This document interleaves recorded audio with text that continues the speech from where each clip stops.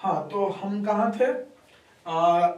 आपका डोमेन हो गया था और रेंज का क्वेश्चन हो गया था। किसी को कुछ पूछना है? जो भी आपको क्वेश्चन, कुछ भी आपके मन में जो क्वेश्चन है डोमेन से या रेंज से रिलेटेड। सर एक वो फ्रैक्शन पार्ट फंक्शन से थोड़े क्वेश्चन करा दो रेंज के। और फ्रैक्शनल पार्ट से देखिए, इसमें ना जैसे y equal to fractional part of x, इसका रेंज मालूम है ना? इसका रेंज, इसकी वैल्यू कहां से कहां तक होती है? 0 से लेकर के 1 तक। फ्रैक्शनल पार्ट का डिफिनेशन आपको मालूम है? Yes sir. ठीक है, फिर भी मैं थोड़ा बहुत बतला देता हूँ। एनी रियल नंबर, यानी कोई भी रियल नंबर है, आप उसको इस तरह से लिख सकते हो, x equal to integer part plus plus fractional part. यानी इसको मैं ऐसे लिखता हूँ, जैसे कोई आपके पास रियल नंबर है 2.1, तो आप इसको कैसे लिख सकते हो? 2 प्लस 0.1। ये आपके पास कोई नंबर है 2.-2.1, आप इसको कैसे लिख सकते हो? -3 प्लस 0.9। और ये जो नंबर होगा ना, हमेशा पॉजिटिव में होगा, यानी ऐसे डिफाइन किया गया है, इस चीज को ऐसे डिफाइन किया गया है। तो जब वैसे डिफाइन किया गया तो आपको वैसे ही रखना है। अब ऐसा नहीं कि आप यहाँ पर माइनस कर दो, करने के लिए तो कर सकते, कोई दिक्कत नहीं है, लेकिन चीजों को ऐसे डिफाइन किया गया ताकि वो एक पैटर्न को हमेशा क्या करे? फॉलो करे।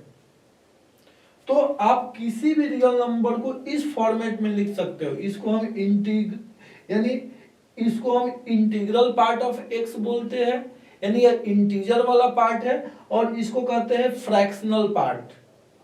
किसका फ्रैक्शनल पार्ट? 2.1 का। यह किसका इंटीजर पार्ट है?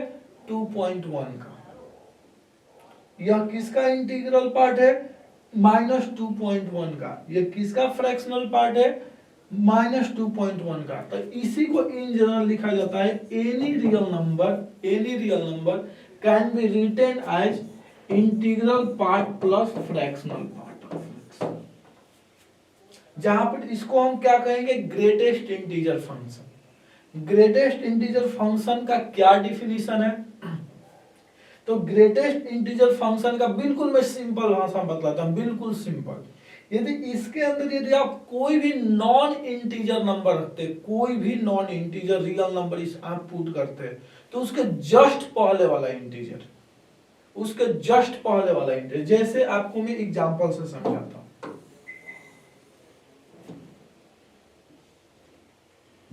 जैसे आपको कोई पूछ दे कि बतलाइए कि 2.1 का इंटीग्रल पार्ट क्या होगा, ग्रेटेस्ट इंटीग्रल पार्ट क्या होगा, तो मुझे आप बतलाइए कि इस रियल नंबर के जस्ट पहले वाला इंटीजर क्या? पहली चीज कि क्या यह इंटीजर है? नहीं, यह इंटीजर नहीं है। यानी जो भी यहाँ पर नॉन इंटीजर नंबर होगा उसके जस्ट पहले वाला इंटीजर। तो आप मुझे बतलाइए कि इसके जस्ट पहले इंटीजर कौन सा होगा?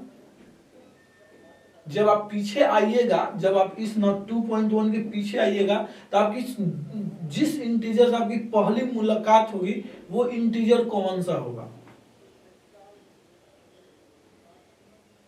बोलिए कोई एक। 2 होगा। जैसे यहां पर कहीं 2.1 है, आप इस लाइन पर वर्क कर रहे हैं, इस पीछे की तरफ वर्क करना है, ठीक है ना? इस साइड वर्क करना है, आप इस साइड वर्क कर रहे हैं, तो इसके जस्ट पहले इंटीजर, यानी आपको पहला इंटीजर कौन सा मिल रहा है? 2 मिल रहा है, तो हो गया 2। अब फ्रैक्शनल पार्ट क्या होगा?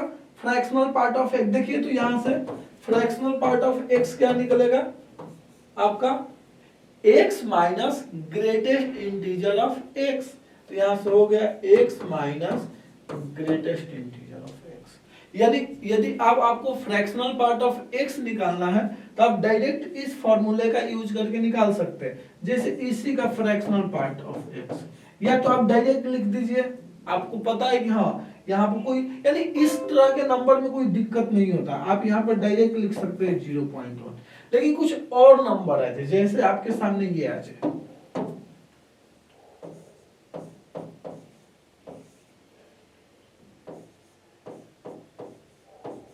बताइए क्या होगा, स्क्वायर रूट थ्री।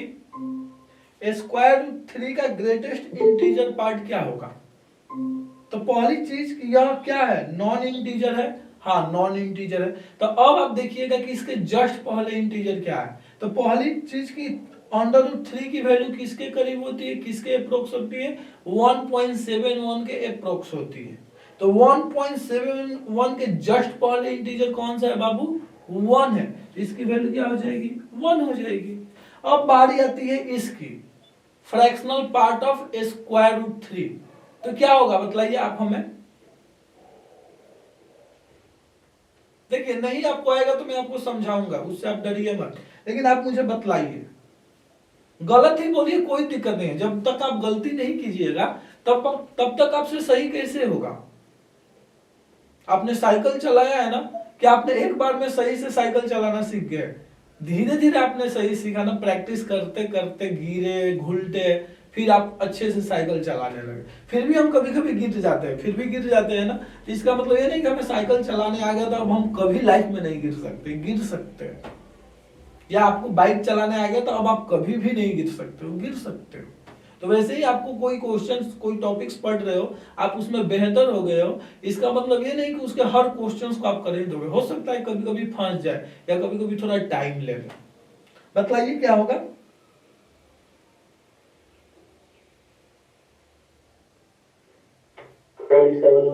नहीं, वो अप्रोक्स वैल्यू है ना, वो अप्रोक्स वैल्यू है और हमें एग्जैक्ट चाहिए। तो देखिए आप इस डिफिनीशन का यूज कीजिए,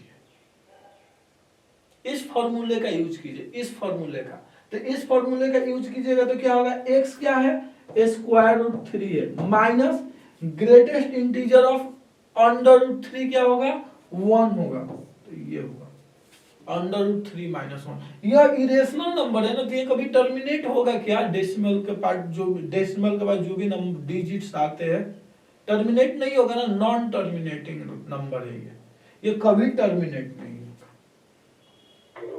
क्योंकि इरेशनल नंबर है। और इरेशनल नंबर का मींस इरेशनल नंबर कभी टर्मिनेट नहीं होता, आपने 9th 10th में पढ़ा होगा।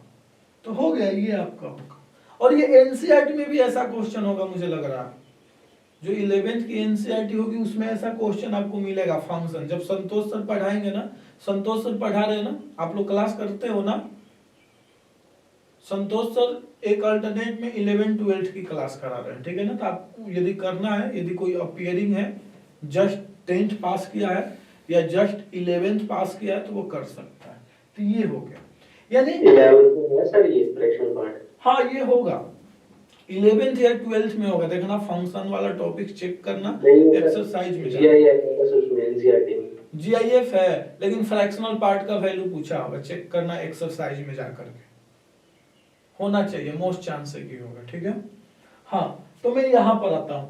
अब देखिए फ्रैक्शनल पार्ट ऑफ एक्स की वैल्यू ये डिफाइन किया गया कि हमेशा 0 to 1 के बीच में होगा, 0 to 1 के बीच में होगा, इससे बाहर नहीं जाएगा। अब इसके हेल्प से हम रेंज निकालेंगे, ठीक है ना। तो जैसे आपके पास कोई, हाँ जैसे आपके पास कोई क्वेश्चन है कि फाइंड द रेंज ऑफ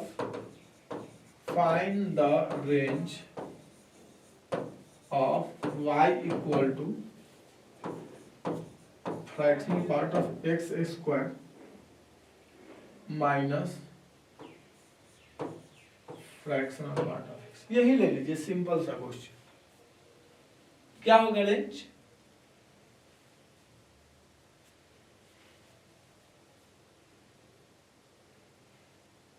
या इसका रेंज मतलब find the range of y upon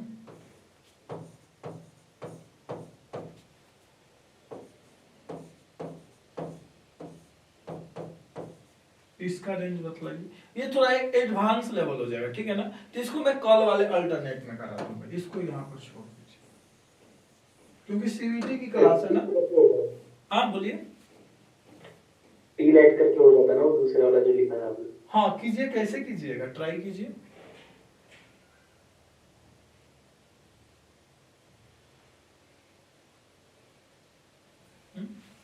try कीजिए, कितने लोग हो क्लास में, बस बाकी आओ सनम जाओ सनम है, चलो कोई नहीं।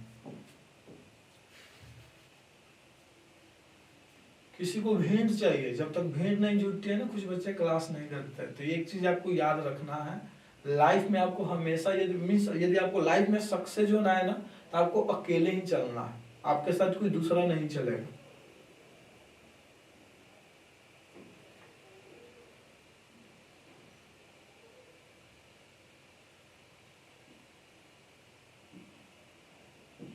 हर कोई अपनी सफलता की जर्नी अकेले तय किया है।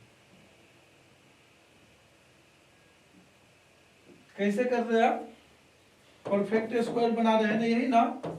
तो मैं परफेक्ट स्क्वायर यहीं से बना दूं। देखिए ये ए स्क्वायर, यानी इसको परफेक्ट स्क्वायर बनाना है तो यहाँ पर 2 की जरूरत है ना, 2a भी होता है ना, तो यहाँ पर 2 वाले टर्म की जरूरत है, तो मुझे सेट जरूरत करके कर लो पूरा, हाँ ये कोड आराम से मिल जाएगा। हाँ, तो इसको मैंने सेट कर दिया, इस चीज को ऐसे लिख दिया ताकि 2a भी आ जाए। तो ये x हो गया, यानी फ्रैक्शनल पार्ट ऑफ x, यहाँ स्क्वायर, और ये हो गया।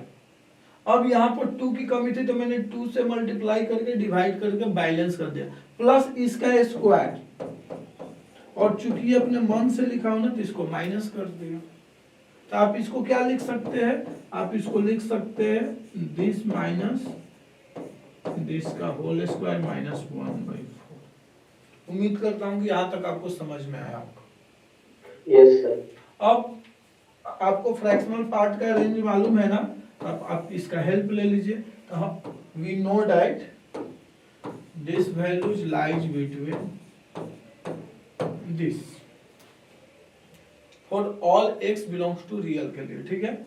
ये हो गया। और -1/2 का स्क्वायर, यानी इसका स्क्वायर करना है ना, तो -1/2 करना होगा।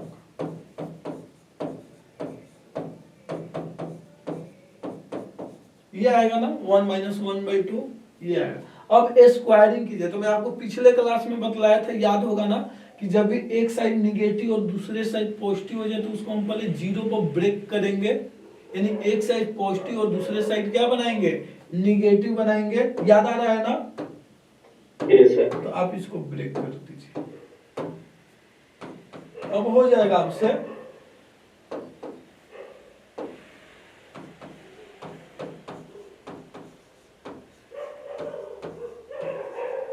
इक्वलिटी आप कहीं भी लगा सकते हो, कोई दिक्कत नहीं है। आपका मन है तो इक्वलिटी यहाँ लगा दीजिए, या यहाँ लगा दीजिए, या दोनों जगह लगा दीजिए, इससे कोई दिक्कत नहीं होगी।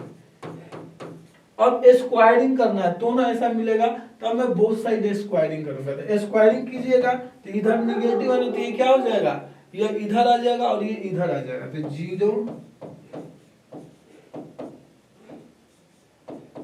-1/2 का whole square less than, equality है यहाँ पे, ये ध्यान दीजिएगा ये। और इसका स्क्वायरिंग कीजिएगा, कलर चेंज कर देता हूँ, तो क्या आ जाएगा? इसका स्क्वायरिंग कीजिएगा तो यहाँ पर इनइक्वालिटी नहीं चेंज होगा, क्योंकि यहाँ पर 2 होगा। 1 मिनट, ये 2 कर देंगे, तो यहाँ पे क्या हो जाएगा? स्क्वायरिंग करने के बाद 4 आ जाएगा ना, 1/4। देखिए यहाँ पे इक्वालिटी नहीं है, यहाँ पे इक्वालिटी नहीं है, इसलिए यहाँ भी नहीं है, बट यहाँ पे इक्वालिटी था। कुछ तो गड़बड़ हुआ है ना, ये छूटा है ना लिखा हुआ, लिखना तो लिख देते हैं।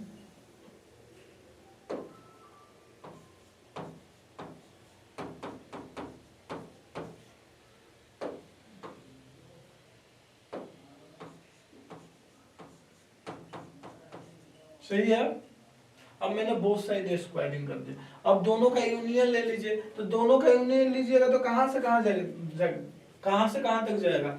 1/4 पर क्लोज लगेगा ना जब दोनों का यूनियन कीजिएगा। ये 0 to 1/4 ओपन है, यानी यह कह रहा है कि 0 से 1/4 है, और यह कह रहा है कि यूनियन यूनियन यहाँ पर सॉरी यहाँ पर 0 पर क्लोज है, ये कह रहा है।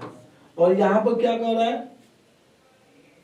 एक मिनट, इस 0 पर ओपन है, स्ट्रिक्टली ओपन है। देखिएगा, साइन चेक कर लीजिएगा आराम से, नहीं तो गलत हो जाएगा, ठीक है ना? यहाँ ओपन 0 से 1/4 पर क्या है? क्लोज है। तो दोनों का यूनियन कीजिएगा तो क्लोज 0 से 1/4 नहीं आएगा। समझ में आ गया? चलिए,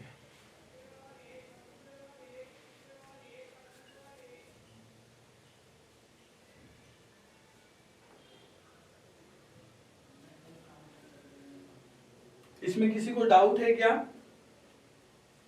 नो सर। सर वो जो क्वेश्चन आपने लिखा था पहले, हम्म, वो वाला भी बता दो। वो वाला भी बतलाता हूँ। इस सीटी के लिए थोड़ा ज्यादा टफ हो जाएगा, ठीक है ना?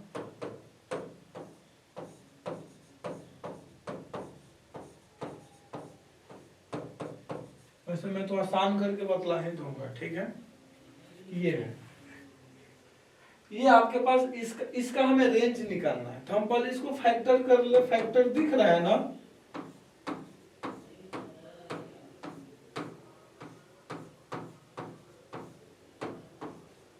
सही है यहाँ तक?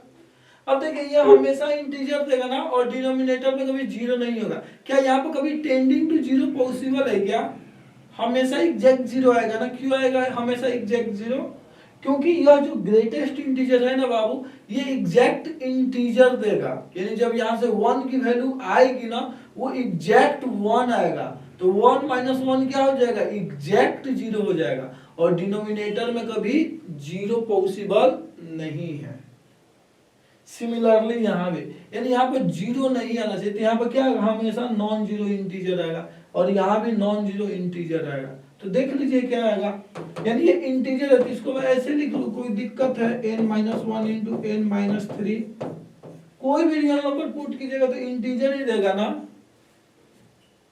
तो यहाँ से n बिलोंग्स टू इंटीजर कर दो, जहां पर n क्या होगा? Not equal to 1 and not equal to 3 होगा, यानी -1 का मान हो गया। यही रेंज हो गया। यानी इसको सेट के फॉर्म में लिख लीजिए। रेंज क्या हो जाएगा? रेंज इक्वल टू इस फॉर्म में होगा। यानी इसी को कॉपी कर देता हूं।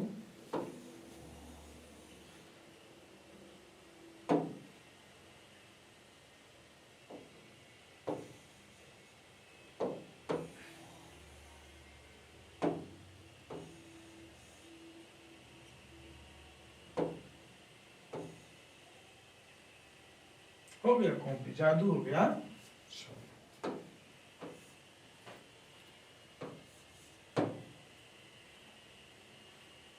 समझ में आया आपको? Yes sir. हाँ, ये GIF है, लिख लीजिए। ये कभी कभी लिस्ट इंटीजर में दे देता है, और लिस्ट इंटीजर का क्या मतलब है? जस्ट बाद वाला इंटीजर। एक चीज की मैं नहीं बतलाया कि जब ग्रेटेस्ट इंटीजर के अंदर जब एग्जैक्ट इंटीजर होगा तो वही वैल्यू देगा। ये शायद मैं एक बार एक्सप्लेन किया था, मुझे याद आ रहा है, किया था ना? ये छूट गया था, कोई बात नहीं, अभी कर देते हैं। यदि ग्रेटेस्ट इंटीजर के अंदर एग्जैक्ट इंटीजर आ जाए तो उसकी वैल्यू वही होगी। जैसे ग्रेटेस्ट इंटीजर ऑफ 1 हो जाएगा। अब इसमें जस्ट पहले वाला कंसेप्ट नहीं लगेगा। ग्रेटेस्ट इंटीजर ऑफ 0 एग्जैक्ट 0, यानी जो है वही इंटीजर बाहर आ जाएगा। सर इसकी जगह अगर फ्रैक्शनल पार्ट होता तो नीचे यहाँ पर तो फ्रैक्शनल पार्ट होता है तो निकाल लीजिए, इसमें क्या है? वही वाला कंसेप्ट समझ लीजिए कि यहाँ x है और x की वैल्यू 0 से 1 के बीच में है, उसका रेंज निकालने आता है ना? देखिए आप बाय डिफिनिशन प्रोसीड कीजिए। जो आपके दिमाग में क्वेश्चन चल रहा है ना, आप उसको ना, उस पर आप खुद से एक बार एक्सपेरिमेंट करने की कोशिश कीजिए। नहीं होगा तो मैं तो हूं ही बतलाने के लिए। जैसे ये है आपके पास क्वेश्चन, अब इसको हमें करना है। यानी ग्रेटेस्ट इंटीजर को मैंने फ्रैक्शनल पार्ट ऑफ x से रिप्लेस कर दिया। This is fractional part of x, fractional part of x। तो आपको याद है नहीं कि हम क्या करते थे? पहले हम इसका रेंज निकाल करके इसको रेसिप्रोकल करते थे ना? वही काम आप यहाँ कीजिएगा ना, अब हो जाएगा जस्ट पहले वाले कंसेप्ट की तरह। इसका रेंज निकल जाएगा ना। यदि मान लीजिए कि एक तरफ पॉजिटिव और एक तरफ निगेटिव आता है, तो उस केस में आप क्या कीजिएगा? 0 पर ब्रेक कीजिएगा, दोनों रेसिप्रोकल कीजिएगा। कंसेप्ट याद आ रहा है ना? Yes sir. अब हो जाएगा? जी सर हो जाएगा। इसके बाद एक और टाइप का क्वेश्चन है। देखिए रेंज में बहुत सारे क्वेश्चंस है, रेंज में क्वेश्चंस की कमी नहीं है, ठीक है? रेंज में क्वेश्चंस की कमी नहीं। जैसे y इक्वल टू इस टाइप से क्वेश्चंस है।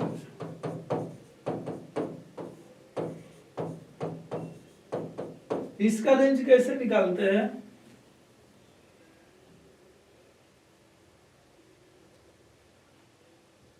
किसका सर? इस क्वेश्चन का रेंज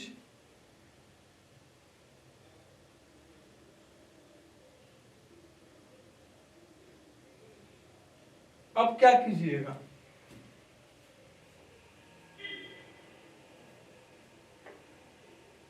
एफ स्क्वायर कुछ नहीं, उससे नहीं होगा। क्या फिर से बोलिए आप? एफ स्क्वायर का भी कुछ हो सकता है क्या? एफ को देखिए, ये देखिए मैं आपको पिछले क्लास में बतलाया था ना कि यह जब हम x की वैल्यू पुट करते हैं तो साइमल्टेनियसली पुट करते हैं, अलग अलग नहीं पुट करते हैं। यानी जब मैं अपनी बात बतलाता हूँ, जब हम पढ़ते थे ना तो हम क्या करते थे कि इसका रेंज निकाल लेते थे, क्योंकि मालूम है, आपको भी पता है अब निकालने आ गया है, तो आप निकाल लीजिएगा, इसका भी आप रेंज निकाल लीजिएगा और हम उसे डिवाइड कर देते थे। जबकि अब गलत रूल था, ये गलत मेथड था। गलत इसलिए था क्योंकि हम x को, इसको और इसको इंडिपेंडेंट मान के चल रहे थे ना, जबकि ये डिपेंडेंट है। यदि x की वैल्यू आप 1 यहाँ पुट कर रहे हैं तो वहीं x की 1 वैल्यू यहाँ भी तो पुट होगा ना। ये तो अब बात क्लियर है ना कि ऐसे हम नहीं करेंगे। यस सर, लेकिन परफेक्ट स्क्वायर बना के x की टर्म्स में आ जाएगा। तो ये परफेक्ट स्क्वायर कैसे आप बनाइएगा? इसको ऊपर वाले का तो परफेक्ट स्क्वायर आप कैसे बनाइएगा? क्योंकि आप परफेक्ट स्क्वायर बनाएंगे तो यहाँ x प्लस समथिंग का स्क्वायर होगा, यहाँ x माइनस समथिंग का स्क्वायर होगा, यानी इस पर फिट नहीं होगा ना, इस टाइप पर फिट नहीं होगा ना। देखिए तो इस पर फिट नहीं होगा ना, या प्लस यहाँ कर दीजिए और माइनस यहाँ कीजिए ताकि रियल नंबर आ जाए।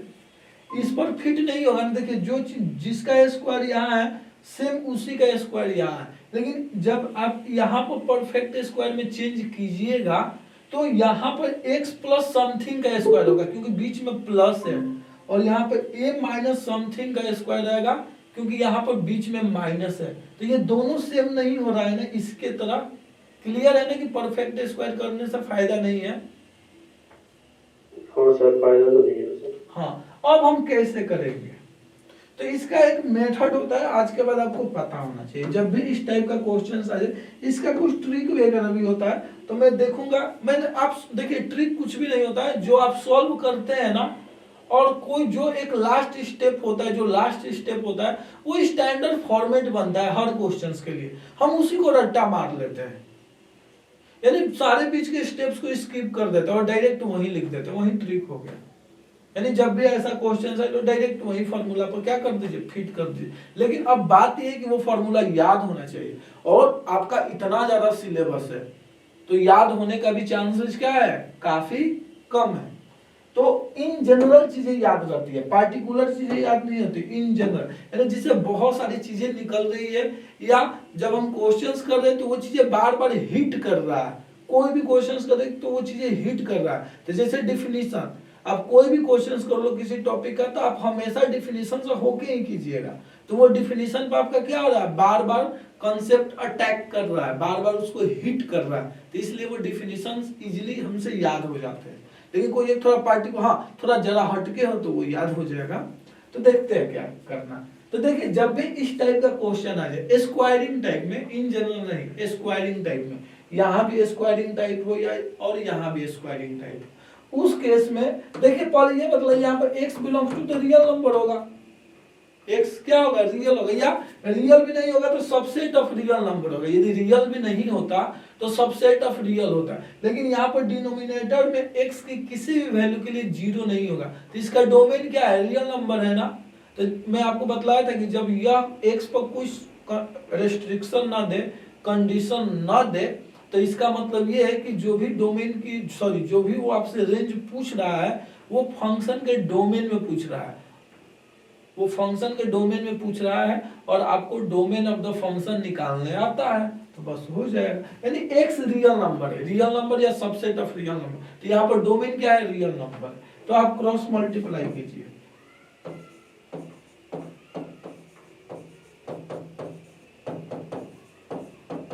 आज के बाद ऐसा क्वेश्चन होना चाहिए आपसे। हाँ सर, मैं यही कह रहा था। यही आप किए थे? Okay nice.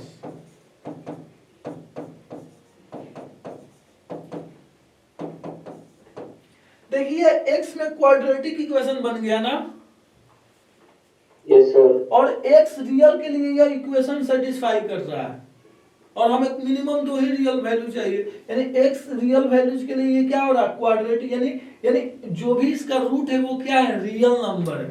तो और आप पढ़ चुके हैं 10th क्लास में कि रियल रूट कब मिलता है, क्वाड्रेटिक इक्वेशन के केस में रियल रूट कब मिलता है, b ग्रेटर देन इक्वल हाँ, टू 0। जब discriminant greater than equal to 0। तो बस हो गया, आपको तो पता ही है। हाँ सर, मैं बस भूल गया थोड़ा ये। ओके कोई बात नहीं, आज के बाद अब याद होना चाहिए। तो यहाँ पर क्या हो जाएगा, since x belongs to real, यानी x इज रियल, या बिलोंग्स टू कहने से बेटर है कि लिख देता हूँ x is real number. x क्या है, रियल है, या this quadratic equation has real root, ये भी लिख सकते हैं, this quadratic equation has real root, this quadratic equation has, इतना हैज रियल रूट, ये रियल रूट, ये यही से निकल गया है ना, क्योंकि ये रियल वैल्यूड फंक्शन है, ये आपका रियल वैल्यूड फंक्शन है ना। तो जब रियल वैल्यूड फंक्शन यानी रियल फंक्शन है, तो जब रियल फंक्शन है तो x तो रियल होगा ही होगा, और इसी को तो मैं क्रॉस मल्टीप्लाई करके लिखा हूं, तो इसके लिए 0 भी आएगा, यानी x की कोई रियल वैल्यू होगा जिसके लिए यह आउटपुट क्या देगा, 0 देगा, यानी इसके पास क्या है, रियल रूट है।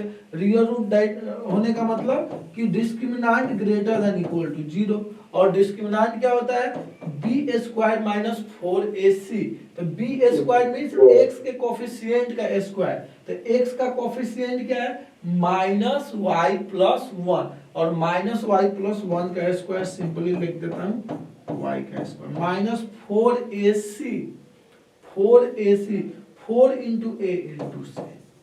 यहाँ पर हम कुछ गलत कर रहे हैं क्या, कोई बतलाएगा क्या चीजें मिस हो रही है, थोड़ा सा एक छोटा सा चीज मिस हो रहा है, बतला सकते हो? जैसे आपको याद होना चाहिए कि जैसे ax² plus bx plus c equal to 0 है, और ये क्वाड्रेटिक है, तो ये क्वाड्रेटिक कब होगा, यह क्वाड्रेटिक कब होगा,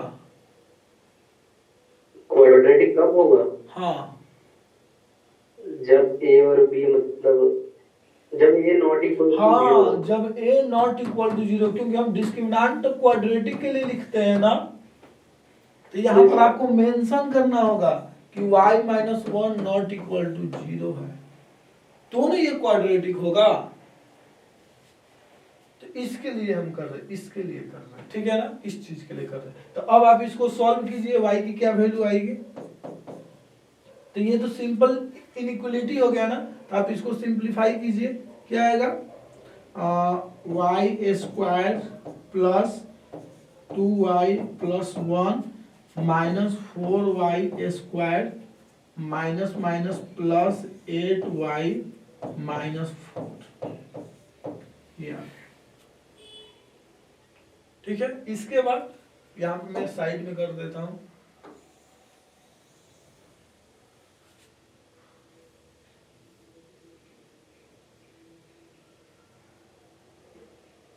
वो पूरा क्यों नहीं सिलेक्ट हो रहा है, चलो इतना भी सिलेक्ट हो जाए तो काम हो जाएगा।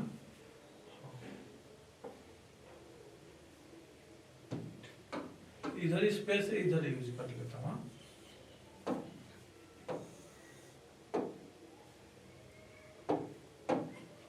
इसको आप सिंप्लीफाई कीजिए आराम से, क्या आएगा, -3y², फिर प्लस 2y और प्लस 8y, कितना हो जाएगा, 10y, और यहाँ पे क्या आएगा, 1 - 4 - 3 ग्रेटर देन इक्वल टू 0। मैं बोथ साइड माइनस से मल्टीप्लाई कर दूं, यस सर कर दो, उस केस में इनइक्वालिटी चेंज हो जाएगी ना, यस सर। ये हो गया। और ध्यान में रखिएगा y नॉट इक्वल टू 1 है, ये आपको ध्यान में रखना है, ये जो भी प्रक्रिया हो रही है, जो भी हम कैलकुलेशन कर रहे हैं या जो भी हम आगे के स्टेप्स कर रहे हैं वो y नॉट इक्वल टू 1 के लिए कर रहे हैं। y इक्वल टू 1 के लिए हम अलग से करेंगे। ये जो भी हो रहा है y नॉट इक्वल टू 1 के लिए हो रहा है और y इक्वल टू 1 के लिए यानी जो भी यहाँ पर आएगा, यानी जो एक y की जिस वैल्यू के लिए यह 0 देगा उसके लिए हम एक्स्ट्रा अलग से काम कर लेंगे। ठीक है, तो इसके लिए नॉट इक्वल टू y के लिए सब सॉरी नॉट इक्वल टू 0 के लिए क्या है, इन जनरल है। तो आप इसको सॉल्व कीजिए। देखिए इसको फैक्टर तो करने आता होगा आप लोगों को 9, तो आप इसको ब्रेक कर सकते हैं ना। क्या होगा 2y square minus 9y minus y plus 3। तो जब आप इसको फैक्टर करके लिखिएगा तो क्या आएगा, यहाँ पर आएगा, यहाँ पर आपका आ जाएगा 3y, मैं डायरेक्ट लिख दूं क्या factor 3y minus 1 into y minus 3। सही है। अब इस टाइप का मैं इन जनरल में बतलाया था आप लोगों को ना कि जब भी इस टाइप का इनइक्वालिटी आ जाए तो आप कैसे लिखिएगा। पहली चीज की y का कोएफिशिएंट 1 होना चाहिए। तो 1 कब होगा, जब आप 3 से डिवाइड कीजिएगा। तो 3 से डिवाइड करने से इनइक्वालिटी पर कोई भी फर्क नहीं पड़ेगा। तो मैं इसको डायरेक्ट लिख दूं,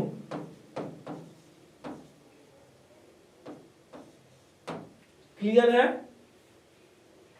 यस सर। लेकिन इसके रेंज में क्या, सॉरी यहाँ पर 1/3 होगा, लेकिन इसके रेंज में क्या आ रहा है, देखिए यहाँ पर 1/3 होगा, क्योंकि आप इसको ऐसे भी तो लिख सकते हैं।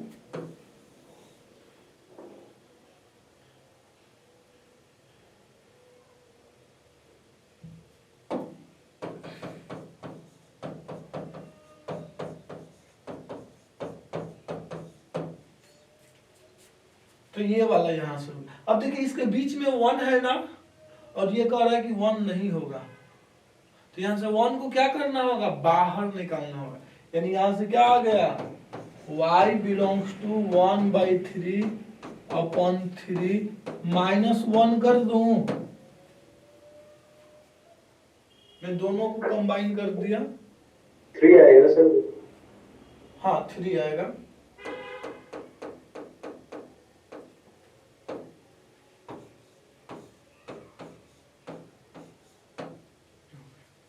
अब बात आती है कि y इक्वल टू 1 पॉसिबल है क्या। यदि पॉसिबल है तो उसको इंक्लूड करेंगे। तो अब चेक कीजिए कि y इक्वल टू 1 हो सकता है क्या। x इक्वल टू 0 के लिए y 1 हो रहा है ना, यानी y की वैल्यू x की किसी एक रियल वैल्यू के लिए या एक से ज्यादा भी रियल वैल्यू के लिए क्या हो रहा है, y की वैल्यू 1 मिल रहा है। यानी y रेंज में तो आ जाएगा ना, क्योंकि x की वैल्यू के लिए 1 इमेज में जा रहा है, यानी 1 रेंज के अंदर है। यानी f ऑफ 0 इक्वल टू क्या है, 1 है। तो 1 रेंज में लाई करेगा ना, तो आप इसको अब इंक्लूड कर लीजिए। 1 मिनट, ये बैटरी डिस्चार्ज हो रहा है, तो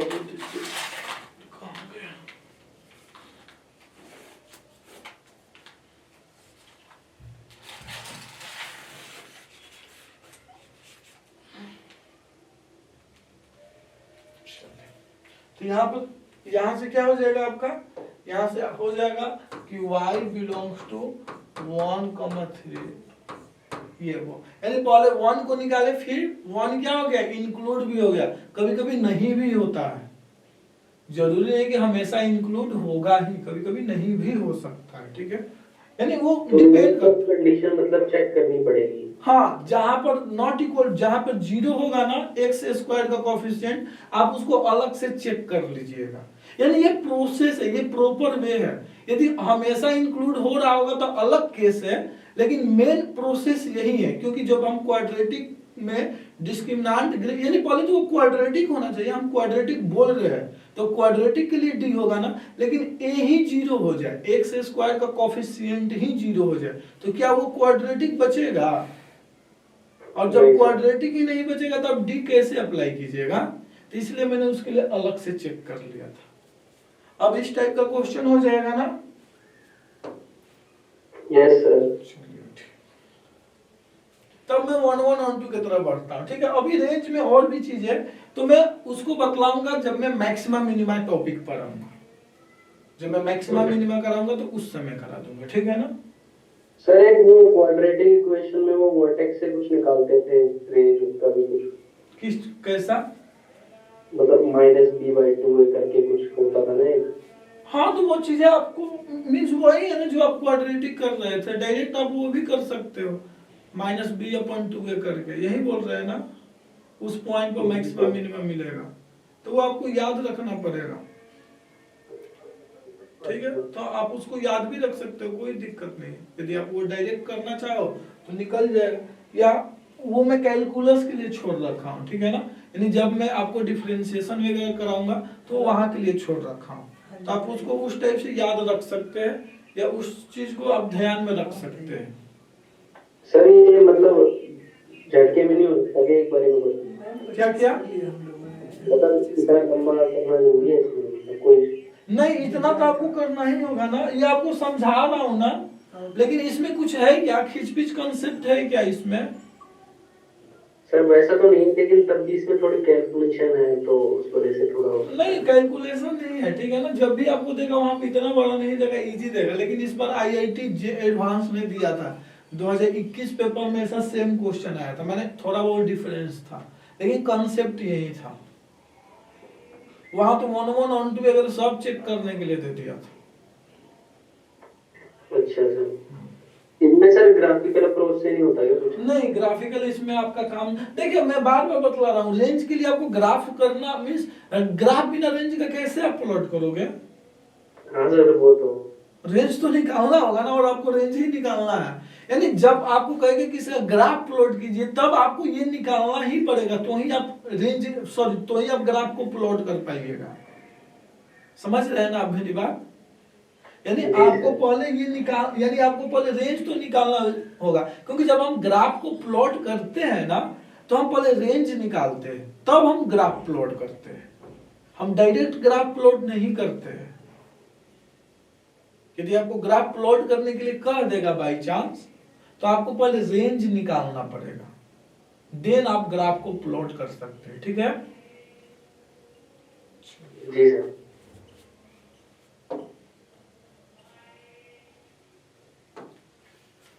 और भी क्वेश्चंस हैं, और बाकी जब हम सीयूटी पेपर का डिस्कशन कराएंगे ना, तो उसमें देख लेंगे, ठीक है। तो अब मैं आता हूं 1 1 ऑन 2 पर।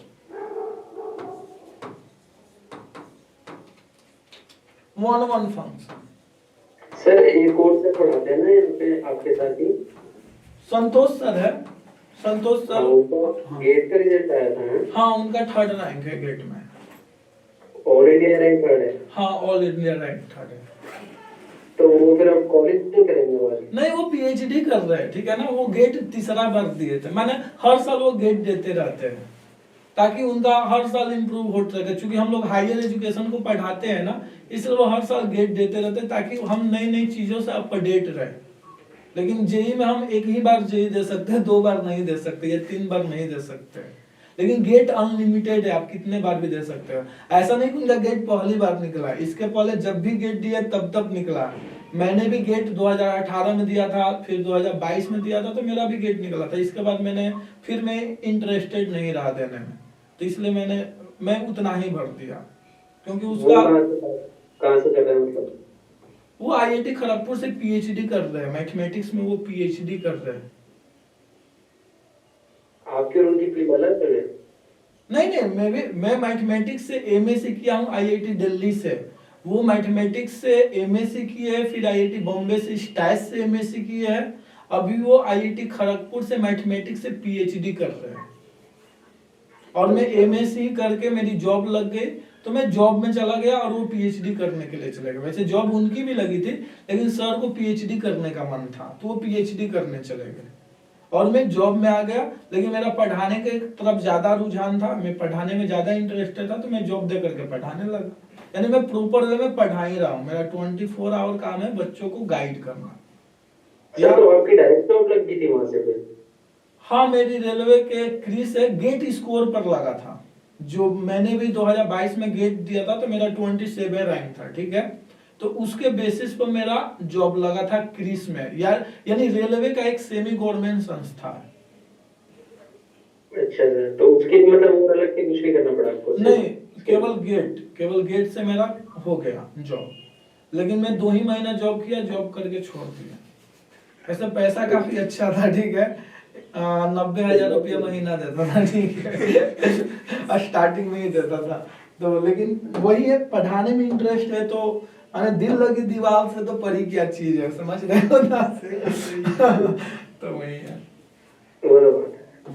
मेन खुशी है। पैसा आपको खुशी हमेशा नहीं दे सकता। मान लीजिए कि आपका इंटरेस्ट किसी और फील्ड में, पेंटिंग बनाने में, और आपको कोई दुनिया भर का पैसा दे रहा है और आपको पेंटिंग करने का टाइम नहीं मिल रहा है, तो आपको वो खुशी नहीं मिल पा रही है जिसके चलते आप खुश रह रहे थे। यानी आपकी लाइफ धीरे धीरे नरक होने लगती है।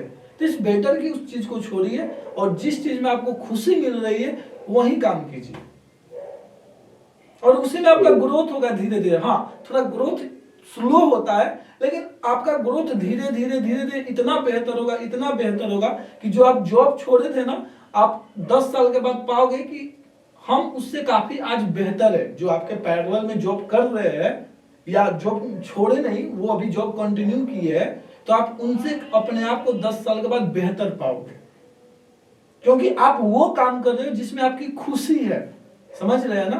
तो मींस ये ओबियस है कि आपका ग्रोथ होगा ही होगा, ये 100% फिक्स है। थोड़ा टाइम लग सकता है, या नहीं भी हुआ तो कम से कम खुश तो हो ना। और वो खुशी किसी भी पैसे से खरीदी, कितनी भी पैसे से खरीदी नहीं जा सकती। हाँ, तो आता हूं मैं 1-1 ऑन टू फंक्शन। तो देखिए 1-1 ऑन टू फंक्शन क्या है, कोई बतलाएगा?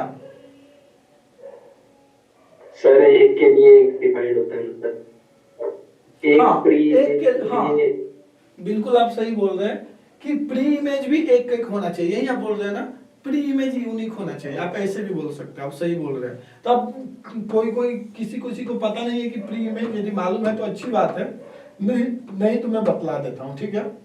जैसे यहाँ पर एलिमेंट है ABCD है और यहाँ पर 1 2 3 4 है, सपोज है, इसमें 1-1 इंटरेक्शन कर दीजिए।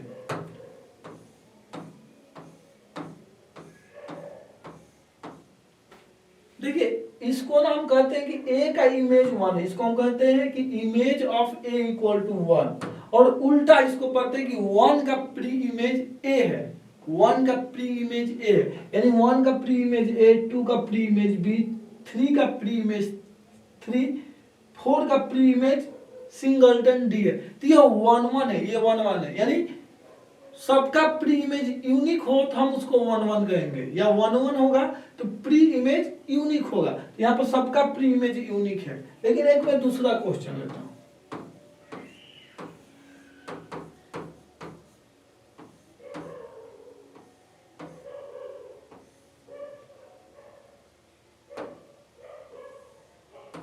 क्या ये 1-1 है सेट A से सेट B में?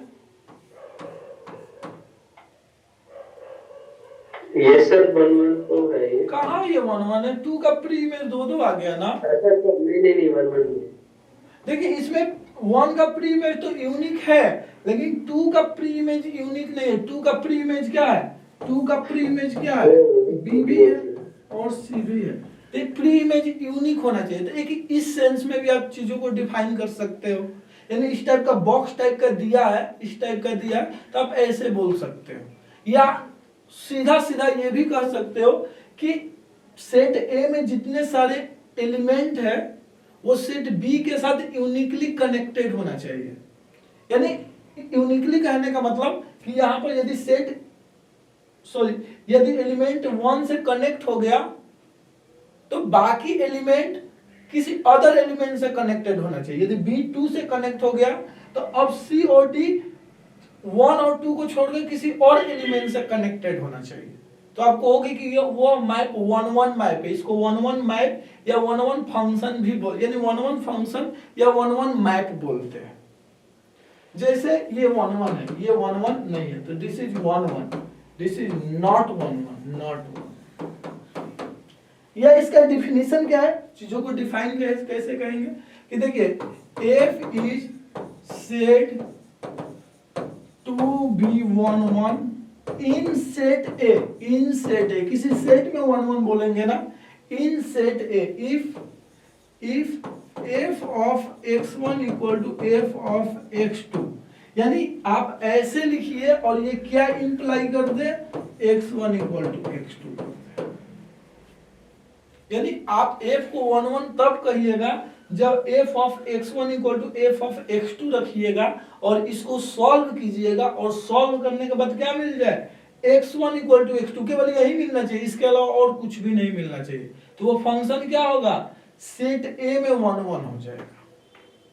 जैसे example y equal to x cube, देखिए इसको इसमें पुट कीजिए, यही है fx, अब पुट कीजिए तो arbitrary f of x1 equal to f of x2 लेकर के चलना है ना।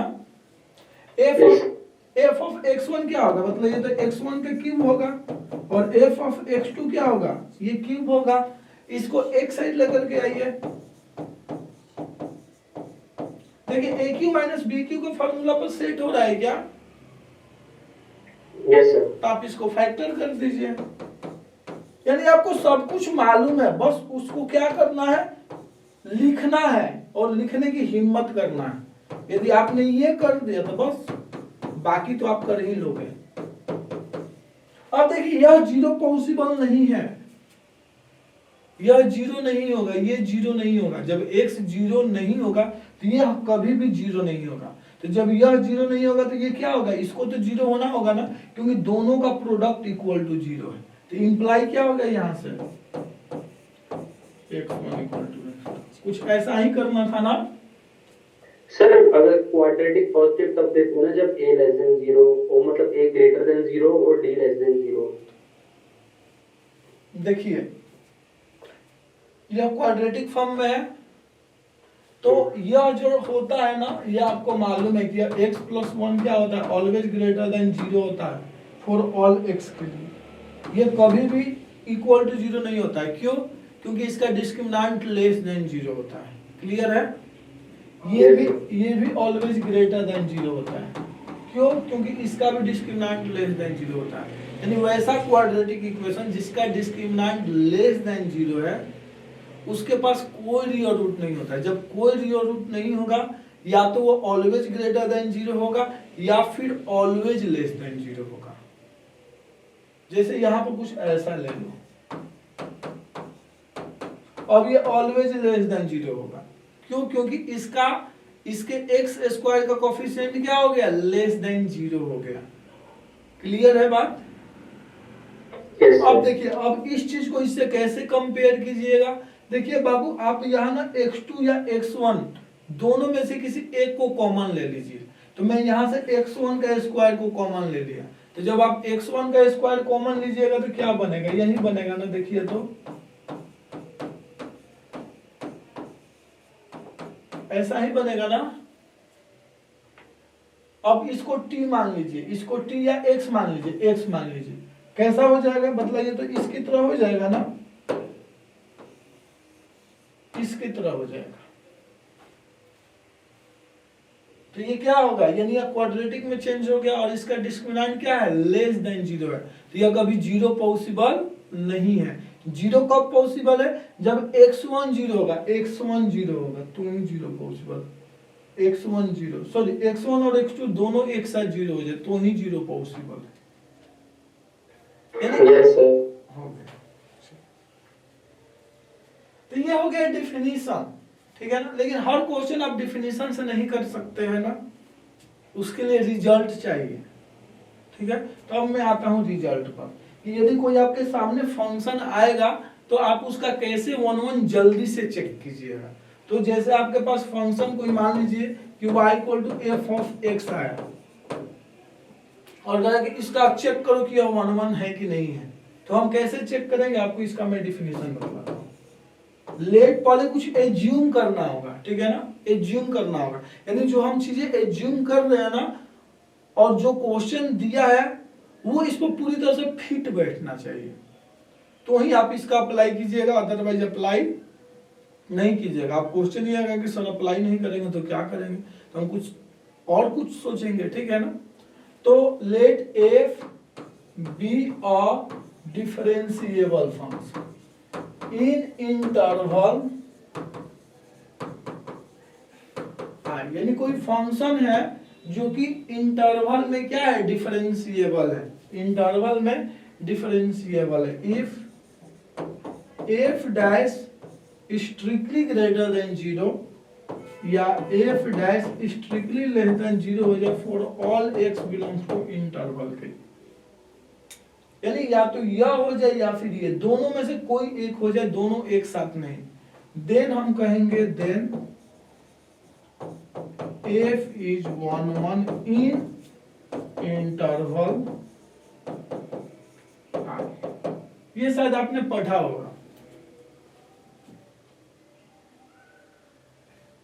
क्लियर है? यस सर, ये पढ़े। देखिए ग्राफिकल मीनिंग भी होता है 1 1। हाँ, अब जो आप बार बार ग्राफ की बात कर रहे थे ना, अब आप यहाँ पर ग्राफ से काम चला सकते हैं। यदि किसी फंक्शन का 1 1 चेक करना है, यदि मैं थोड़ा ग्राफिकल डेफिनेशन बतला दूं, यदि कोई आपके पास फंक्शन है इसका, यदि आपको 1 1 चेक करना है तो आप ग्राफिकल मेथड का भी यूज कर सकते हैं, ग्राफिकल मेथड का भी यूज कर सकते हैं, ग्राफिकल मेथड का भी यूज कर सकते हैं। कैसा? देखिए यदि किसी फंक्शन का ग्राफ आपको मालूम है, किसी फंक्शन का ग्राफ, मान लीजिए कि कुछ ऐसा ग्राफ है, सपोज कुछ भी ले सकते हैं, यदि किसी फंक्शन का ग्राफ कुछ ऐसा है और उसके लिए यदि आप क्या कर रहे हैं, एक्स एक्सिस के पैरेलल लाइन ड्रॉ कर रहे हैं थ्रू द ग्राफ, यानी आप कोई भी एक्स एक्सिस के पैरेलल लाइन को ड्रॉ कीजिए, यदि वह लाइन ग्राफ को केवल और केवल एक ही बार कट करे, केवल और केवल एक ही बार कट करे, तो वो फंक्शन क्या होगा, 1 1 हो जाएगा, वो फंक्शन क्या होगा, 1 1 होगा। और 2 बार कट कर दे तो 1 1 नहीं होगा, 1 1 नहीं होगा। जैसे ये 1 1 नहीं है, क्यों 1 1 नहीं है?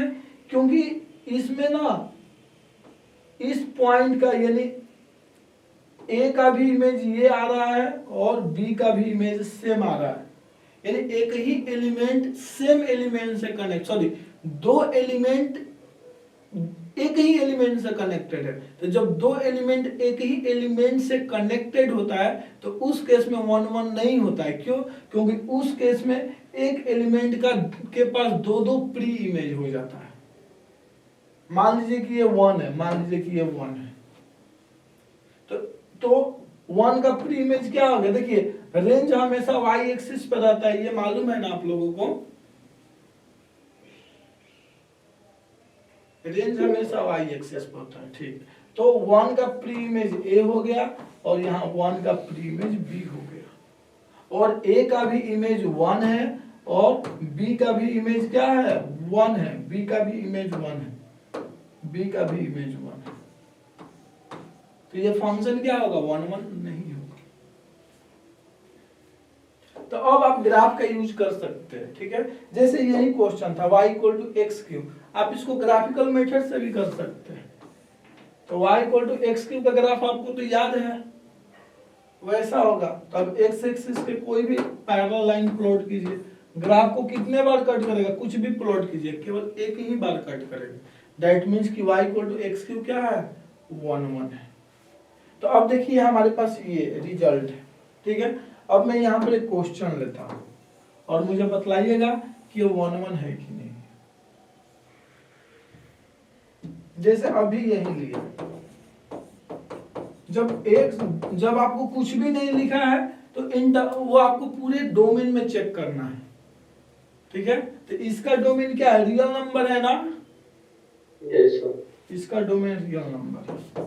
और रियल नंबर क्या है, इंटरवल है। रियल नंबर क्या है, इंटरवल। देखिए इंटरवल हमेशा इस फॉर्म में रहता है, या तो ऐसा होगा या फिर ऐसा होगा या फिर ऐसा होगा या फिर ऐसा होगा। इसके अलावा जो कुछ भी दिख रहा है वो इंटरवल नहीं है, केवल इसी फॉर्मेट में इंटरवल होगा। तो यहाँ पर -∞ और +∞, रियल नंबर को ऐसे लिख सकते हैं ना, -∞ और +∞। ये तो इन चारों में से क्या है, किससे मैच हो रहा है, इससे। दैट मीन्स कि यह इंटरवल है। तो ये जो इंटरवल लिखा हूं ना, अब इसका मतलब समझ में आ गया। अब इसका क्या इंपॉर्टेंस है, तो मैं आपको अभी इसका इंपॉर्टेंस दिखला रहा हूं।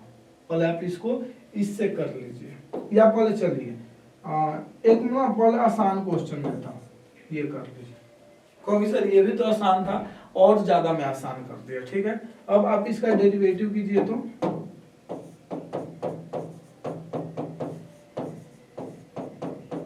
देखिए स्ट्रिक्टली ग्रेटर देन 0 हो रहा है ना, यस तो इम्प्लाई एफ इज 1,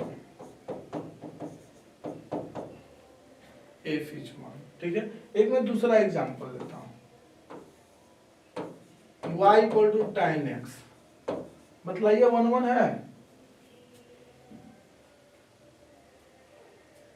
नहीं सर, वर्णन का क्यों? डेरिवेटिव तो ग्रेटर देन 0 आ रहा है, क्या डेरिवेटिव ग्रेटर देन 0 नहीं आएगा इसका? सर वैल्यू तो रिपीट करेगी ना, क्या? ये पीरियोडिक फंक्शन है ना, तो रिपीट करेगा। ओके, पीरियोडिक फंक्शन है तो रिपीट करेगा, ठीक है, आप ये भी बोल सकते हो। देखिए लेकिन रिजल्ट को तो सेटिस्फाई कर रहा है ना, तो गलत तो कहीं ना कहीं हो रहा है, या तो रिजल्ट गलत है या कुछ क्वेश्चन में प्रॉब्लम है कहीं ना तो कहीं। सर इसके x को भी तो डिफाइन करो ना, मतलब इसका इंटरवल कहां से कहां है। नहीं तो मैं जब कुछ नहीं लिखा हूं तो इसका मतलब क्या है, डोमेन है, मैं आपको स्टार्टिंग में बोला, जब मैं कुछ नहीं लिखा हूं तो डोमेन में, तो डोमेन क्या, इसका डोमेन इंटरवल है नहीं है ना, इसका डोमेन किस फॉर्म में होगा, इस फॉर्म में होगा ना, -π/2 से π/2 यूनियन इधर से चलते हुए आएगा, फिर π/2 से 3π/2 इस टाइप से होगा ना। तो क्या क्या यह इन चारों में से किसी एक से मैच हो रहा है? नहीं हो रहा है ना, क्योंकि बीच में यूनियन आ गया, देख लीजिए, तो यह इंटरवल नहीं है, इसीलिए इस क्वेश्चन पर हम इस रिजल्ट का अप्लाई नहीं कर सकते, इस रिजल्ट को अप्लाई नहीं कर सकते, या जो आप बोले, तो जब यह फेल होगा तो हम डिफिनीशन पाएंगे। तो आपने जो क्वेश्चन को सॉल्व किया ना, वो आपने बाय डिफिनीशन सॉल्व किया, आपने रिजल्ट का हेल्प नहीं लिया। और मैं आपसे ये पूछ रहा था कि आपने रिजल्ट का हेल्प क्यों नहीं लिया, तो आपके पास रीजन क्या है, क्या आप जवाब दीजिएगा? क्योंकि इसका जो डोमेन है वो इंटरवल नहीं है। तो ऐसे क्वेश्चन इंटरव्यू में पूछे जाते हैं, जैसे आप सीएमआई या आइजर या आईएसआई में जाइएगा ना एडमिशन लेने के लिए, तो वहां एंट्रेंस एग्जाम क्लियर करने के बाद इंटरव्यू भी होता है। और ये सब आईआईटी से अच्छी कॉलेज है, ठीक है, आप केवल आईआईटी का नाम सुने हो, तो आईआईटी से भी काफी अच्छी कॉलेज है।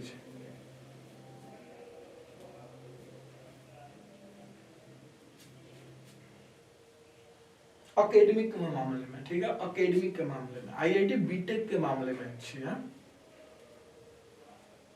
तो यह हम रिजल्ट अप्लाई नहीं करेंगे, यहाँ पर रिजल्ट फेल हो रहा है।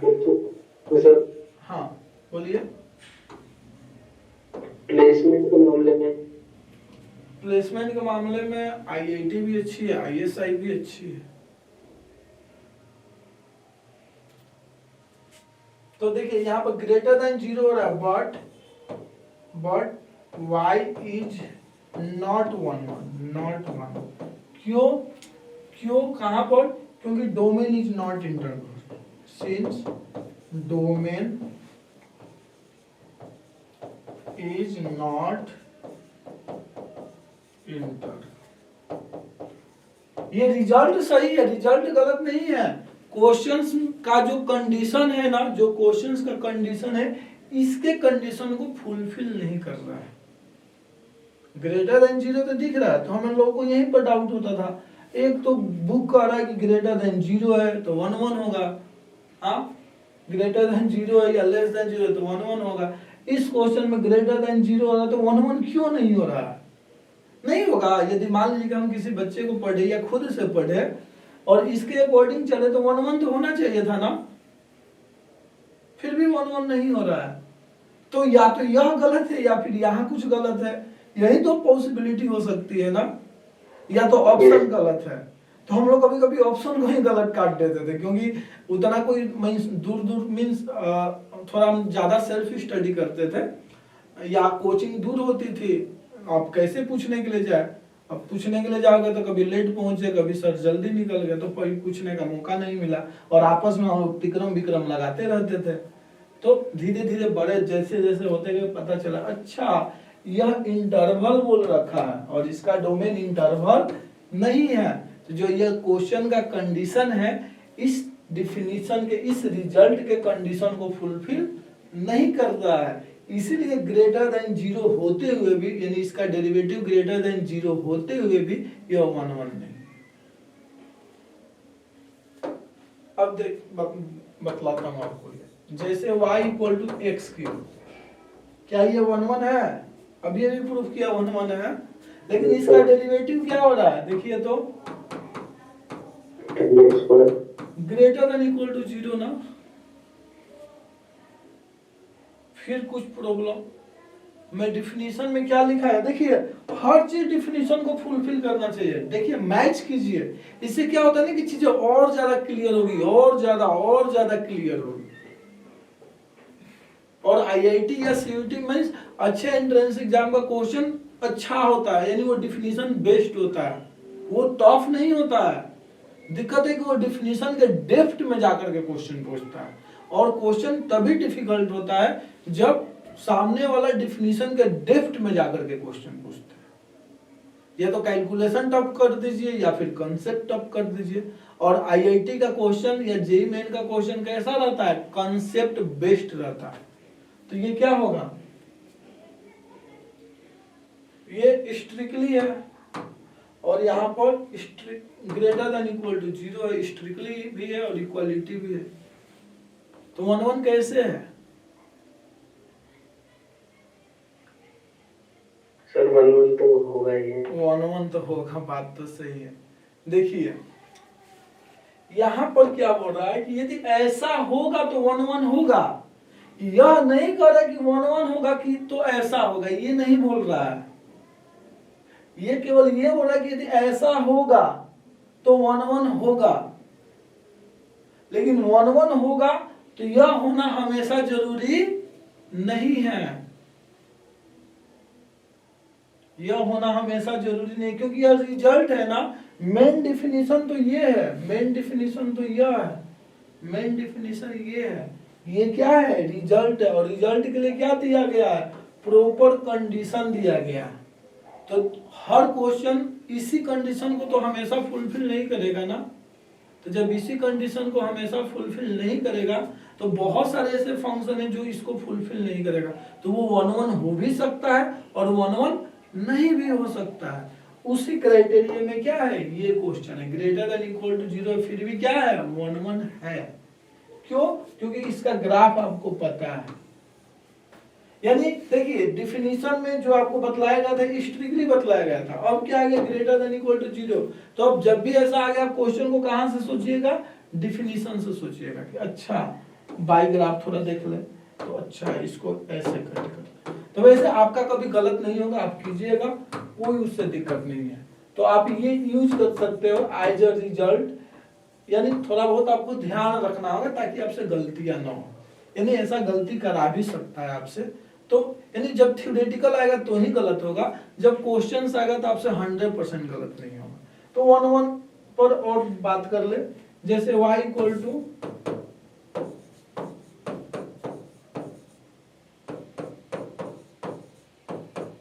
क्या ये 1 1 है?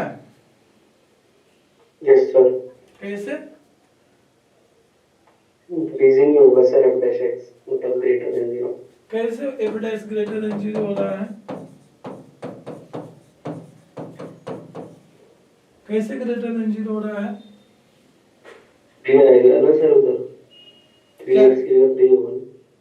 क्या आएगा? ओके, यहाँ पर 3x स्क्वायर कर दीजिए, छूट गया है। अब बतलाइए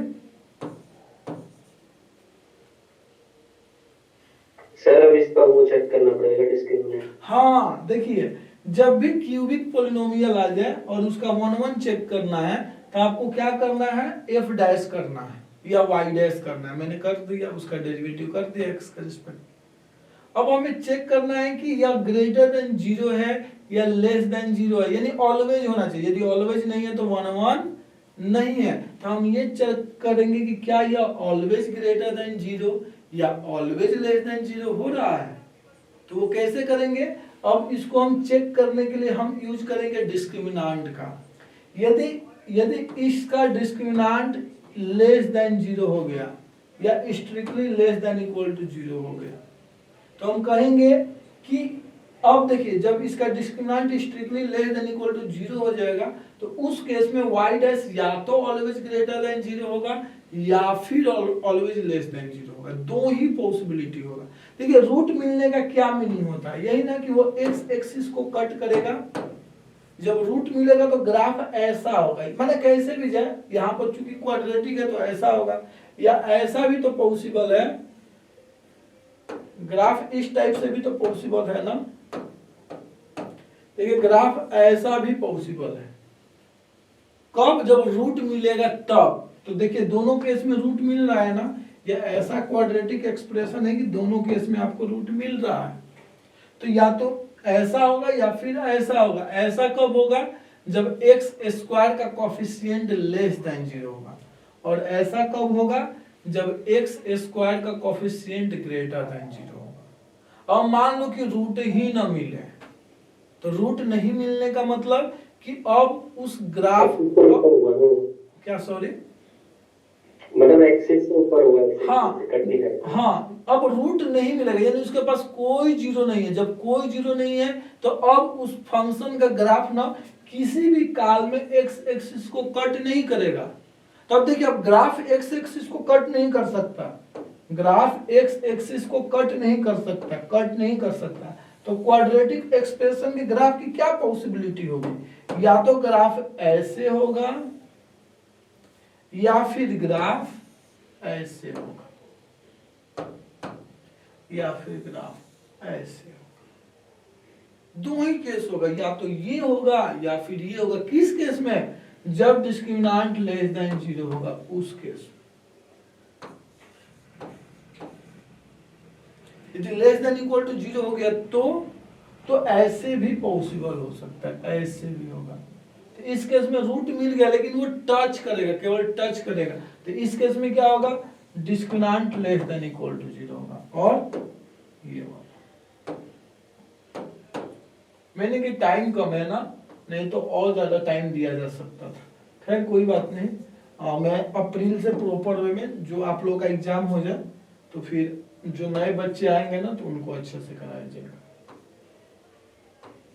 दोनों केस में लेस देन ही जीरो, ऐसा नहीं कि यहाँ पर पॉजिटिव आ गया ना तो डिस्क्रिमिनांट ग्रेटर देन जीरो होगा, ऐसा नहीं होगा।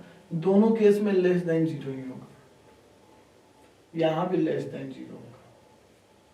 समझ में आ गया। तो अब इसका चेक कीजिए डिस्क्रिमिनांट, इसका डी कैसे निकालिएगा, एक्स के कोफिशिएंट का स्क्वायर माइनस 4s, तो डी इक्वल टू 36 माइनस 4×12 120, ये क्या हो गया, लेस देन जीरो। और एक्स स्क्वायर का कोफिशिएंट क्या है, एक्स स्क्वायर का कोफिशिएंट क्या है, पॉजिटिव है, यानी ऑलवेज क्या हो गया, ग्रेटर है। देखिए इसका डेरिवेटिव ग्रेटर देन जीरो, ये मत देखिएगा कि अरे यार इसका तो सर ग्राफ 1 1 हो ही नहीं रहा है। तो बाबू मैं ग्राफ y डैश का प्लॉट किया, मैं y डैश का ग्राफ प्लॉट किया, मैं y का ग्राफ प्लॉट नहीं किया हूं। y का ग्राफ कैसा होगा, यानी ये 1 1 नहीं है, तो जब 1 1 नहीं है तो ग्राफ कैसा होगा, इस टाइप से होगा।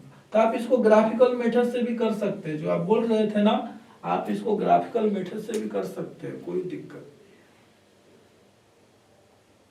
मेन रेंज निकालने के लिए हम ग्राफ का यूज नहीं करते, 1 1 ऑन टू चेक करने के लिए ग्राफ का यूज करते हैं।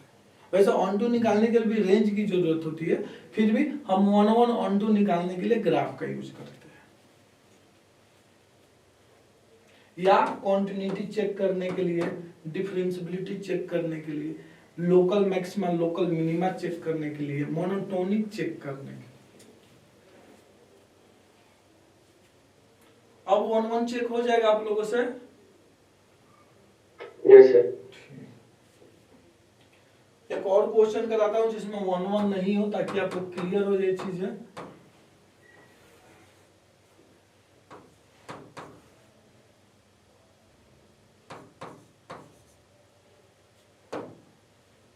बतलाइए ये 1 1 है या नहीं है।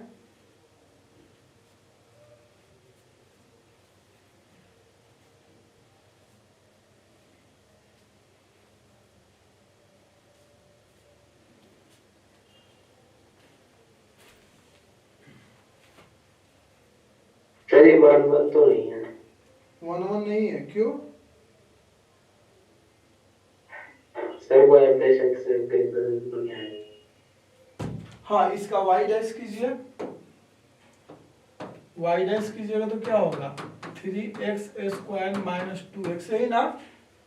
x की वजह से गड़बड़ होगी ना, x कुछ भी हो सकता है। हाँ, अब देखिए ये always greater than less than 0 नहीं हो रहा है, ये निगेटिव भी होगा पॉजिटिव भी होगा। क्यों? आप इसको ऐसे लिख सकते हैं ना, अब इसके जीरोस को रियल नंबर पर रीअरेंज कर दीजिए, तो यह 0 कब होगा? जब x इक्वल टू 0 होगा। ये 0 कब होगा? जब x इक्वल टू 2/3 होगा। अब देखिए आप ना इस रेंज में देखिए, इस पार्टीशन में देखिए, इस पार्टीशन में कोई भी रियल नंबर पुट कीजिए, 1 में पुट करोगे तो क्या आएगा? पॉजिटिव आएगा। इस पार्टीशन में कुछ भी नंबर पुट कीजिए, देखिए ऑलवेज नेगेटिव मिलेगा, और इस पार्टीशन में भी ऑलवेज पॉजिटिव मिलेगा। यानी f डैश यहाँ ग्रेटर देन 0 हो रहा है, या f डैश लेस देन 0 हो रहा है, और यहाँ f डैश ग्रेटर देन 0 होता है। यानी कहने का मतलब कि f dash always greater than 0 या ऑलवेज लेस देन 0 नहीं है। तो जब नहीं है तो फंक्शन क्या होगा? 1 1 भी नहीं होगा। लेकिन मैं आपसे एक क्वेश्चन पूछता हूं कि x की किस वैल्यू के लिए 1 1 होगा? ऐसा भी तो क्वेश्चन आता है कि find the value of x such that f is 1 1। देखिए f is not 1 1 in r, हम लिखेंगे f is not 1 1 in r, r में 1 1 नहीं है, लेकिन किसी इंटरवल में या किसी सेट में तो 1 1 हो सकता है ना, तो वो आपको सेट बतलाना है।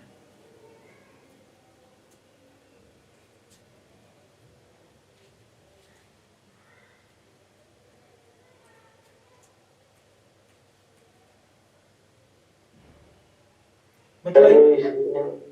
हाँ बोलिए बोलिए, गलत या सही कुछ भी बोलिए, कोई दिक्कत नहीं है। लेकिन कभी कभी आपको लगता है कि मैं डांट रहा हूं, मैं कभी डांटा नहीं हूं, ठीक है ना? ये मेरा नॉर्मल है, ठीक है ना? ये मेरा नॉर्मल है, मैं ऐसे ही पढ़ाता हूँ, थोड़ा बहुत मैं फोर्स करके पढ़ाता हूँ ना, तो इसलिए थोड़ा सा एग्रेसिव कभी कभी हो जाता हूँ। लेकिन इसका मतलब ये नहीं कि मैं गुस्सा कर रहा हूँ, मैं कभी गुस्सा नहीं करता हूँ। मैं आज तक कभी बच्चों पे गुस्सा नहीं किया, अभी तक का रिकॉर्ड रहा है ना, कभी आज तक मैं डांटा हूँ। तो उसका मतलब है कि हाँ मैं ऐसे जोर जोर से बोल कर पढ़ा रहा हूँ तो वो थोड़ा एनर्जेटिक हो जाता हूँ, ठीक है ना? इसलिए वैसा मैं बहुत हाइपर हो जाता हूँ और चीजों को फोर्सफुली समझाता हूँ ताकि वो आपको चीजें याद हो जाए। अब इसका मतलब यार सर से इतने तो डांट देंगे, लेकिन मैं कभी नहीं डांटता हूँ। डाउट जब तक पूछोगे मैं प्रेम से बतलाते रहूंगा। सर यहाँ पे जो है 0 रखने पे और 1 रखने पे सेम वैल्यू आ रही है। नहीं तो हम नहीं 0 मत रखिए, 0 रखने से तो ये 0 हो गया ना। ऊपर वाला सर फंक्शन मैं उस पर देख रहा हूँ डायरेक्ट। हाँ तो ये तो इसलिए तो ये 1 1 नहीं है। ओके आपने वहां से डायरेक्ट चेक कर लिया, ठीक है, तो आप यहाँ से भी चेक कर सकते हैं, कोई दिक्कत। लेकिन कुछ ऐसा दे दे कि आप ना चेक कर पाओ तो कैसे कीजिएगा? थोड़ा टाइम लग सकता है ना। जैसे मैं यहाँ पर 3 दे दिया, अब वो नंबर निकालना आपके लिए टफ हो जाएगा ना। हाँ मुश्किल है। तो मैं आपसे ये कह रहा हूँ कि x की किस वैल्यू क्वेश्चन क्या पूछा था, मतलब x की किस वैल्यू के लिए ये 1 1 होगा? हाँ सर ये तो आप ही बता दीजिए कैसे होगा। तो आप देख लीजिए कि x की किस वैल्यूज के लिए ग्रेटर देन 0 हो रहा है। तो x की इस वैल्यू के लिए 2 से इंफिनिटी के लिए ग्रेटर देन 0 हो रहा है ना। Yes sir. और माइनस इंफिनिटी से 0 के लिए भी ग्रेटर देन 0 हो रहा है। तो हम कह सकते हैं ना कि f is 1 1 in minus infinity से 0 या फिर f इज 1 1 इन 2 से 2/3 से इंफिनिटी। अब देखिए कहीं कहीं देखिएगा ना बाबू कि यहाँ पर कभी कभी क्लोज इंटरवल लगा देता है, बिग ब्रैकेट लगा देता है, क्लोज इंटरवल। तो क्लोज इंटरवल भी चलेगा, कोई दिक्कत नहीं। तो उस केस में क्या हो जाएगा, ग्रेटर देन इक्वल टू 0 हो जाएगा। तो आप ये भी लिख सकते हो, कोई दिक्कत नहीं है।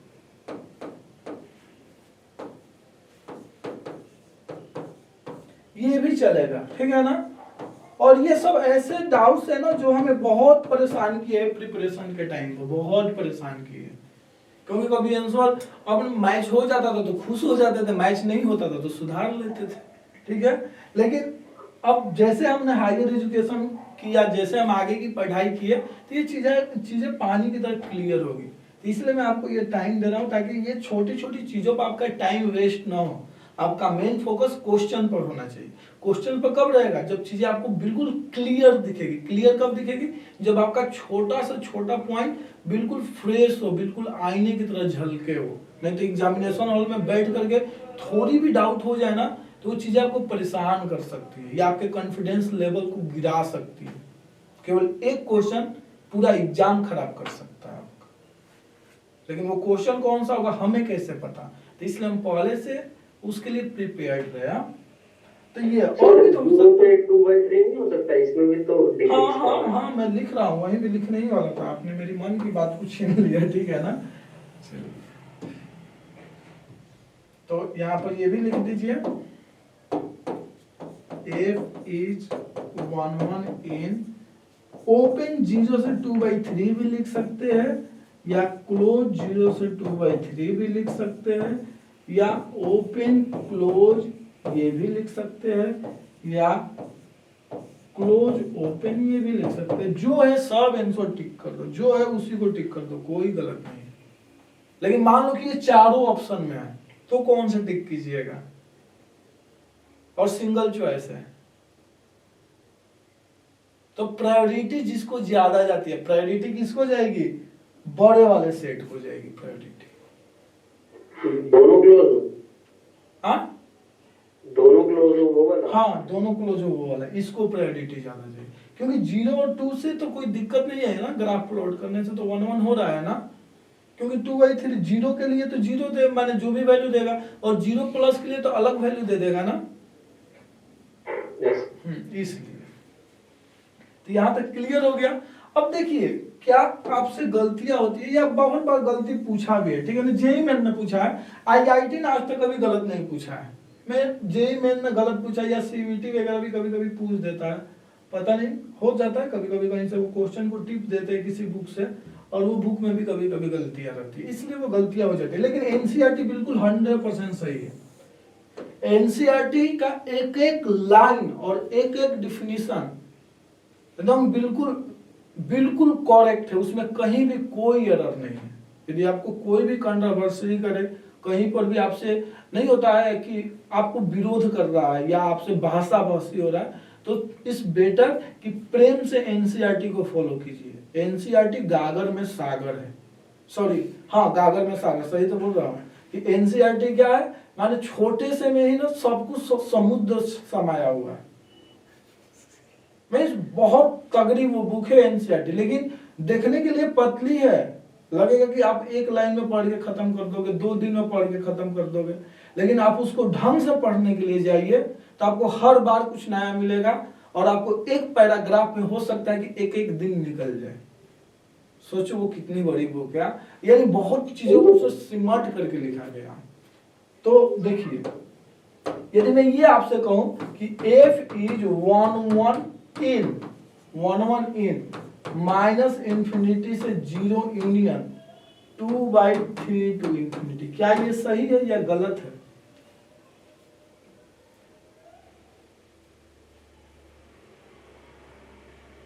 ये ना सर सही है। नहीं तो में से क्यों सही नहीं है? बीच में ब्रेक हो गया सर ग्राफ। हाँ इंटरवल नहीं हुआ, इंटरवल नहीं हुआ। तो देखिए मैं इसको ना गलत करता हूँ, बाई ग्राफ से देखते हैं, ठीक है ना। अब हमें ग्राफ प्लॉट करने आ गया। तो देखिए f डैश ग्रेटर देन 0 का मतलब कि फंक्शन इंक्रीजिंग है ना, इतना तो आप लोगों को नॉलेज होगा। एफ डैश यानी ग्राफ यानी माइनस इंफिनिटी आएगा ना, माइनस इंफिनिटी के लिए तो जीरो कहीं होगा, तो जीरो यहाँ होगा, तो ऐसे इंक्रीज होते हुए जीरो के पास पहुंचेगा। ठीक है, फिर नहीं कुछ तो गलत हो रहा, इस टाइप से पहुंचेगा, इस टाइप से इंक्रीज होते हुए 10 पर पहुंचेगा ना। x इक्वल टू 0 का वैल्यू क्या है 10 है, y की वैल्यू 10 है। अब इसके बाद क्या करेगा, डिक्रीज करेगा ना। देखिए अब ग्राफ डिक्रीज करके कहां तक आएगा, डिक्रीज कहां से करेगा 0 से 2/3, तो मान लिया कि डिक्रीज करते हुए यहाँ ऐसे डिक्रीज। अब देखिए अब डिक्रीज करते समय अब दो पॉसिबिलिटी है, या तो एक्स एक्सिस को कट करके नीचे आ जाएगा या ऊपर से ही निकल जाएगा। तो अब हमें पता नहीं है, मैं उसमें इंटरेस्टेड नहीं हूँ, बस मुझे केवल 1 चेक करना है, मैं उसमें इंटरेस्टेड हूँ। तो मैं मान लेता हूँ कि यहाँ तक डिक्रीज किया, डिक्रीज किया, डिक्रीज किया, इसके बाद इंक्रीज करने लगेगा, तो ये पॉइंट क्या होगा 2/3। तो देखिए अब ये फंक्शन इंक्रीज करने लगा, तो यहाँ पर एफ डैश बाबू क्या है ग्रेटर देन 0, इस बीच में एफ डैश लेस देन 0 और इधर f dash greater than 0। Clear है? Yes sir. अब देखिए अब बीच वाले पोर्शन को हटा दीजिए, यही है ना, इसी सेट में हमें देखना है माइनस इंफिनिटी से 0 यूनियन 2 से इंफिनिटी। अब बाबू एक्स एक्सिस का पैरेलल लाइन को प्लॉट कीजिए। ग्राफ को कितने बार कट कर रहा है, एक से ज्यादा बार। दैट मीन कि this is not 1 this is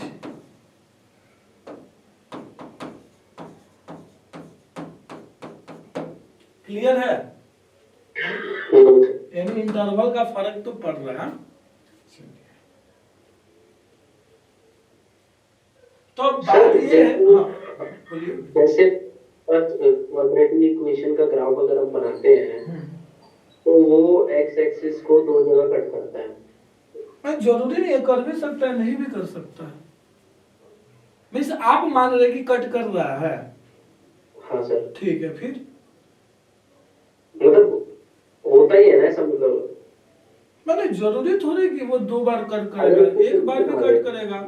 जैसे पिछला वाला क्वेश्चन था, ये वाला, ये तो एक ही बार कट किया ना।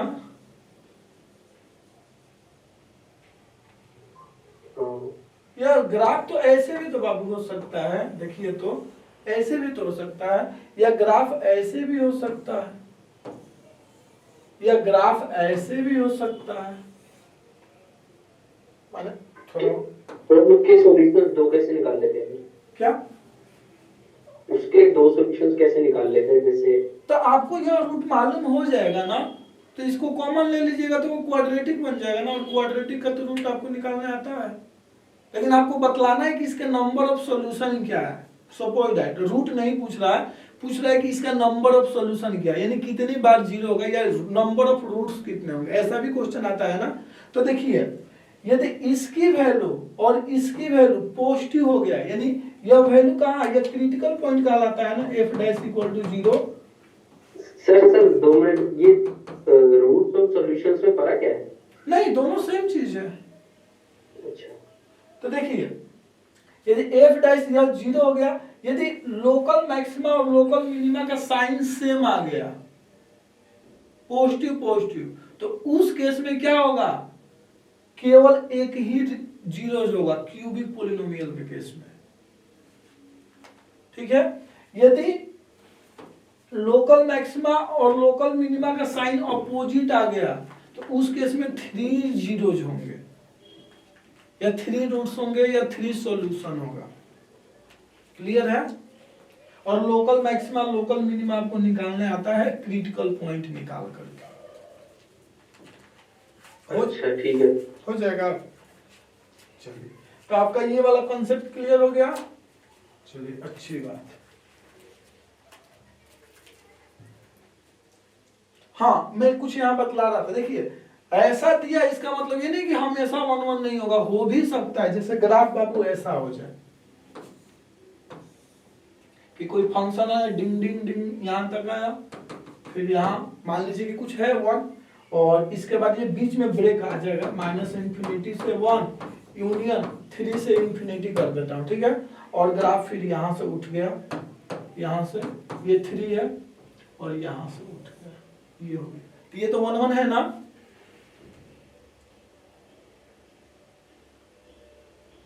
1 1 है, एक्स एक्सिस के पैरेलल आप ग्राफ प्लॉट कीजिए, एक ही बार Yes, कट sir. करेगा, एक ही बार कट करेगा। 1 1 है, यानी कहने का मतलब कि इस टाइप के सेट में 1 1 हो भी सकता है और नहीं भी हो सकता है। क्लियर है? Yes, sir. चलिए ठीक है, आज की राम कहानी यहीं तक रोकते हैं, बाकी अगले दिन। हाँ, ठीक है सर। तो वो कल वो कराओगे ना, मतलब पेपर। कल मैं क्वेश्चन